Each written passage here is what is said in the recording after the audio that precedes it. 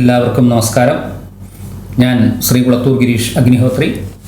ശ്രീമദ് ഭാഗവത കഥയിലേക്ക് എല്ലാവർക്കും സ്വാഗതം. അഥ സപ്തദശോധ്യായഃ പരീക്ഷിത് ധർമ്മദേവ സംവാദവും കലി നിഗ്രഹവുമാണ് ഈ 17-ാം അധ്യായത്തിൽ വിവരിക്കുന്നത്. സൂതൻ പറഞ്ഞു, സരസ്വതി നദിയുടെ തീരത്ത് അനാഥരായ ഗോമിഥുനങ്ങളെ താടിക്കുന്നവനും രാജലക്ഷണങ്ങളോടുകൂടിയവനുമാണെങ്കിലും വൃഷലനുമായ കലിയെ പരീക്ഷിത്ത് കാണുകയുണ്ടായി. കലിയുടെ താഠനമേറ്റ് താമരവളയം പോലെ വെള്ളനിറത്തോടുകൂടിയ ആ വൃഷഭം ഒറ്റക്കാലിൽ നിന്നുകൊണ്ട് ഭയപ്പെട്ടും വിറച്ചും മൂത്രം ചുരത്തി കരയുന്നുണ്ടായിരുന്നു. ശൂദ്ര പാദപ്രഹരമേറ്റ് ധാർമ്മികാവശ്യങ്ങൾക്കുള്ള പാൽ നൽകുന്നവളായ പശുവും ദീനയായിരുന്നു. തീറ്റയില്ലാത്തതുകൊണ്ടും കിടാവ് നഷ്ടപ്പെട്ടതുകൊണ്ടും അവളേറെ ക്ഷീണിച്ചിരിക്കുന്നു. ഇത് കണ്ട് പരീക്ഷിത്ത് രഥത്തിലിരുന്ന് വില്ലിൻ്റെ ഞാൺ മുറുക്കി കലിയോട് മേഘഗംഭീരമായ സ്വരത്തിൽ ചോദിച്ചു, നീ ആരാണ്?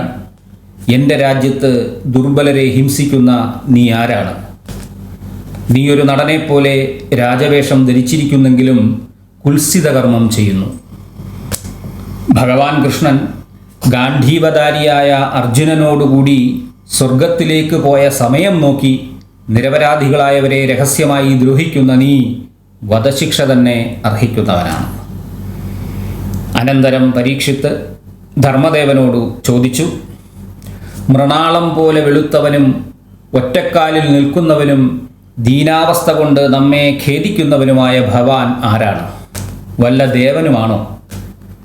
പുരുവംശ രാജാക്കന്മാരാൽ സംരക്ഷിക്കപ്പെടുന്ന ഈ ഭൂതലത്തിൽ ഭഗവാന്റെ കണ്ണുനീരല്ലാതെ മറ്റൊരു ജീവിയുടെയും കണ്ണുനീർ പതിക്കുന്നില്ല. സുരഭിയുടെ വംശത്തിൽ പിറന്നവനെ അവിടുന്ന് ദുഃഖിക്കേണ്ട. ഈ നികൃഷ്ടനിൽ നിന്നുള്ള ദ്രോഹം ഞാൻ ഇല്ലാതാക്കുന്നതാണ്. അനന്തരം പരീക്ഷിത്ത് ഭൂമിദേവിയോട് പറഞ്ഞു, ഗോമാതാവേ, അവിടുന്ന് കരയരുത്. ദുഷ്ടശാസകനായ ഞാൻ ഭവതിക്ക് ക്ഷേമമുണ്ടാക്കും.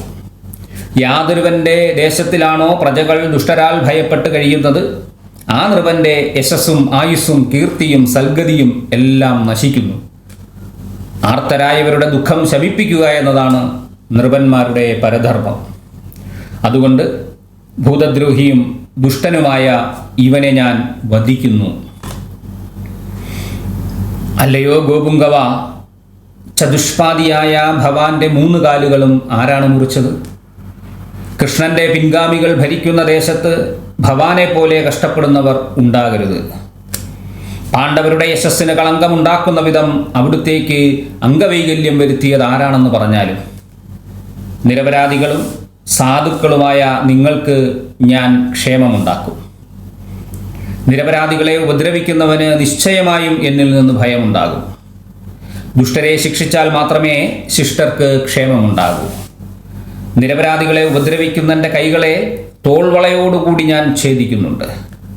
വൃഥാ സ്വധർമ്മം തെറ്റി നടക്കുന്നവരെ ശാസ്ത്രവിധി പ്രകാരം ദണ്ഡിക്കുന്നതും ധർമ്മനിരതരെ രക്ഷിക്കുന്നതുമാണ് രാജധർമ്മം. ധർമ്മദേവൻ പറഞ്ഞു, പാണ്ഡവവംശത്തിൽ ജാതനായ ഭവാന് ദുഃഖിതർക്ക് ആശ്വാസം നൽകുന്ന ഈ വാക്കുകൾ യോജിച്ചത് തന്നെ. അവരുടെ ഗുണഗണങ്ങളിൽ ആകൃഷ്ടനായാണല്ലോ ഭഗവാൻ കൃഷ്ണൻ ദൂതു പറയുക തുടങ്ങിയ കർമ്മങ്ങളിൽ പോലും ഏർപ്പെട്ടത്. പ്രാണികൾക്ക് ദുഃഖത്തെ ഉണ്ടാക്കുന്നത് ആരാണെന്ന് ഞങ്ങൾക്കറിയില്ല. ഓരോരുത്തരും ഓരോരോ കാരണങ്ങളാണ് പറയുന്നത്. ഭേദബുദ്ധിയില്ലാത്ത ചിലർ അവനവൻ്റെ ദുഃഖകാരണം അവനവൻ തന്നെയാണെന്ന് പറയുന്നു. മറ്റു ചിലരാകട്ടെ ദൈവമാണെന്നും കർമ്മമാണെന്നും ലോക സ്വഭാവമാണെന്നുമൊക്കെ പറയുന്നു. മറ്റു ചിലരുടെ അഭിപ്രായത്തിൽ ഇന്ദ്രിയാദികൾക്കെല്ലാം അതീതമായിരിക്കുന്ന ഒന്നാണ് ദുഃഖകാരണം. ഇവയിൽ ഏതാണ് ശരിയെന്ന് അവിടുന്ന് സ്വബുദ്ധി കൊണ്ട് വിമർശിച്ചു മനസ്സിലാക്കിയാലും. സൂതൻ പറഞ്ഞു, അല്ലയോ മുനിസത്തമ, ധർമ്മദേവൻ ഇപ്രകാരം പറഞ്ഞപ്പോൾ ചക്രവർത്തിയായ പരീക്ഷിത്ത് ഖേദഹീനനായും ശാന്തചിത്തനായും ഇപ്രകാരം പറഞ്ഞു, അവിടുന്ന് വൃഷരൂപം ധരിച്ചെത്തിയ ധർമ്മദേവനാണെന്ന് ഞാൻ അറിയുന്നു. അധർമ്മം എന്തെന്ന് സൂചിപ്പിക്കുന്നവനും അധർമ്മിയുടെ സ്ഥാനം തന്നെയാണ് ലഭിക്കുക എന്ന് അവിടുത്തേക്ക് വ്യക്തമായി അറിയാമല്ലോ. അതുമല്ലെങ്കിൽ ദേവമായാഗതി ജീവിയുടെ മനസ്സിനും വാക്കിനും അതീതമായിരിക്കണം. സത്യം, തപസ്, ശൗചം, ദയ എന്നിവയാണ് ഭഗവാന്റെ 4 പാദങ്ങൾ എന്നുള്ളത് പ്രസിദ്ധമാണ്. അധർമാശ്രിതങ്ങളായ അഹങ്കാരം, രാഗം, മതം എന്നിവയാൽ അവിടുത്തെ 3 കാലുകളും നഷ്ടപ്പെട്ടിരിക്കുന്നു. ഇപ്പോൾ അവിടുന്ന് സത്യമെന്ന ഏകപാദത്തിലാണ് സ്ഥിതി ചെയ്യുന്നത്. അതും അധർമ്മത്താൽ പോഷിപ്പിക്കപ്പെടുന്ന കലി നശിപ്പിക്കാൻ ശ്രമിക്കുകയാണ്. തൃപ്പാദസ്പർശം കൊണ്ട് എല്ലായിടത്തും പ്രഭ വിടർത്തിയ ഭഗവാൻ കൃഷ്ണൻ ഗോരൂപിയായ ഭൂമിദേവിയുടെ ഭാരമെല്ലാം തീർത്തു. ഇപ്പോൾ കൃഷ്ണനാൽ ഉപേക്ഷിക്കപ്പെട്ടവളായ അവൾ ഭാഗ്യഹീനയെപ്പോലെ ബ്രഹ്മദ്വേഷികളും കപടവേഷമണിഞ്ഞവരുമായ ശൂദ്ര നൃപന്മാരെ ഭയന്ന് കണ്ണീർ വാർക്കുന്നു. ഇപ്രകാരം ധർമ്മദേവനോടും ഭൂമിദേവിയോടും പറഞ്ഞ ശേഷം പരീക്ഷിത്ത് മൂർച്ചയേറിയ വാൾ അധർമ്മത്തിൻ്റെ കാരണക്കാരനായ കലിയെ വധിക്കുവാനായി കയ്യിലെടുത്തു. പരീക്ഷിത്ത് തന്നെ നിഗ്രഹിക്കുവാൻ തന്നെയാണ് തുനിയുന്നതെന്ന് കണ്ട് കലി ഭയവിഹ്വലനായി രാജചിഹ്നങ്ങൾ വെടിഞ്ഞ് അദ്ദേഹത്തിൻ്റെ പാദങ്ങളെ നമസ്കരിച്ചു.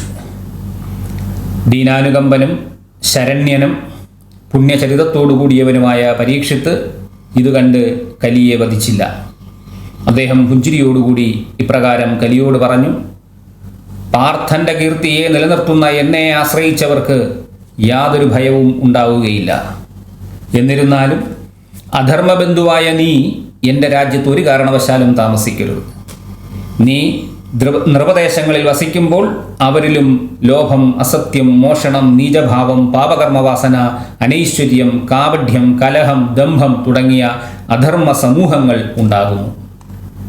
അതുകൊണ്ട് അധർമ്മബന്ധുവായ നീ ബ്രഹ്മാവർത്തം എന്ന ദേശത്ത് വസിക്കുവാൻ പാടില്ല.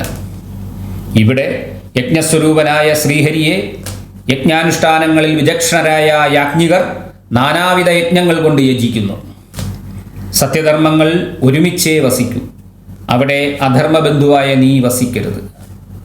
ബ്രഹ്മാവർത്തത്തിൽ ഭഗവാൻ ഹരി യജ്ഞങ്ങൾ കൊണ്ട് തന്നെ ഉപാസിക്കുന്നവർക്ക് ശാന്തിയും സർവാഭീഷ്ടസിദ്ധിയും പ്രദാനം ചെയ്യുന്നു. സകല ചരാചരങ്ങളുടെയും അകത്തും പുറത്തും വായുവെന്ന പോലെ ആത്മസ്വരൂപത്തിൽ വർത്തിക്കുന്നവനാണ് ശ്രീഹരി. സൂതൻ പറഞ്ഞു. പരീക്ഷിത്ത് ഇപ്രകാരം പറഞ്ഞപ്പോൾ കലി ഭയചകിതരായി. കയ്യിൽ വാളുയർത്തി അന്തകനെന്ന പോലെ നിൽക്കുന്ന അദ്ദേഹത്തോട് കലി ഇപ്രകാരം അപേക്ഷിച്ചു: അല്ലയോ സാർവഭൗമ, ഞാൻ എവിടെയാണ് വസിക്കേണ്ടത് എന്ന് കൽപ്പിച്ചാലും. എല്ലായിടത്തും അവിടുന്ന് അമ്പും വില്ലും ധരിച്ചു നിൽക്കുന്നതായി ഞാൻ കാണുന്നു. ധർമ്മജ്ഞനായ അവിടുന്ന് എനിക്ക് വസിക്കുന്നതിനുള്ള ഇടം കാണിച്ചു തരേണമേ. ഞാൻ അങ്ങയുടെ ആജ്ഞയെ മാനിച്ച് അവിടെ തന്നെ വസിച്ചുകൊള്ളാം. സൂതൻ പറഞ്ഞു. ഇത് കേട്ട് പരീക്ഷിത്ത് ചൂതുകളി, മദ്യപാനം, നീചസ്ത്രീ, ഹിംസ എന്നിങ്ങനെയുള്ള 4 അധർമ്മ സ്ഥാനങ്ങൾ കലിക്കായി കൽപ്പിച്ചു. ഇതിൽ തൃപ്തനാകാതെ വീണ്ടും യാചിക്കുന്ന കലിക്ക് അദ്ദേഹം സ്വർണം കൂടി അനുവദിച്ചു.